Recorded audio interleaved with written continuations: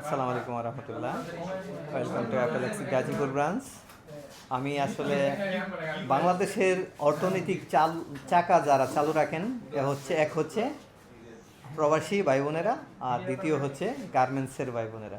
তো দুইটা সেক্টরে আমি জব করে আসছি। দীর্ঘ 11 বছর ছিলাম মালয়েশিয়াতে, এখন আছি ঢাকা গাজীপুর বিএলএটেক্স গ্রুপে ইকোফেবে আমি জব করি গার্মেন্টসে।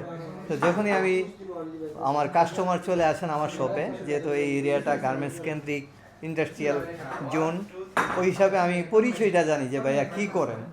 যখন ওই শুনি গার্মেন্টসে জব করে, তো ওনাদের জন্য আমার মন থেকে ভালোবাসা চলে আসে। কারণ বাংলাদেশের সবচেয়ে অবহেলিত সেক্টর হচ্ছে গার্মেন্টস, যেখানে জীবনের রক্ত গাম কইরা তারপর পয়সা নেওয়া লাগে।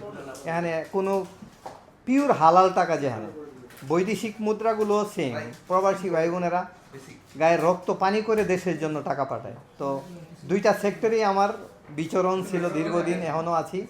তো এই সেক্টরের মানুষগুলোরে আমি মন থেকে ভালোবাসি।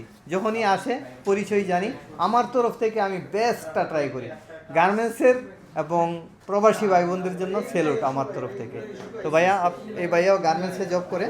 ভাই অনেক ভালো লাগছে আমার সেক্টরের, মনে করি যে আমার ভাই। বাহিরে গেলে যখনই আমার বাঙালি একটা পাইতাম, মনে হইতো এ আমার বাঙালি ভাই, কোন জায়গায় বাড়ি ওইটা না। সেম টাইমে যখনই গার্মেন্টসের লুক আমি পাই, মনে হয় যেন আমার ভাই। তো ওই হিসাবে আমি চলি। তো কেমন লাগছে আমার সাথে জি, আজকে? সুন্দর লাগছে। আমি সোশ্যাল মিডিয়া দেখে আসছি এখানে। আসার পরে আমাদের যেসব ডিভাইস আমি সোশ্যাল মিডিয়া যেরকম দেখছি, বাস্তবে আমি সেরকম দেখলাম। তারপরে আসলে মনে হয়েছে যে একবার ট্রাস্ট করা দরকার, এই জন্য নিলাম। দেখি ইনশাল্লাহ। থ্যাংক ইউ ভাইয়া। আপনি আসবেন প্রত্যেকবার, যখন এই গাজীপুরে বা চৌরাস্তাতে আসবেন, আমার থেকে কফি খেয়ে যাবেন। ইনশাল্লাহ। ভালো থাকবেন। ঈদ মোবারক।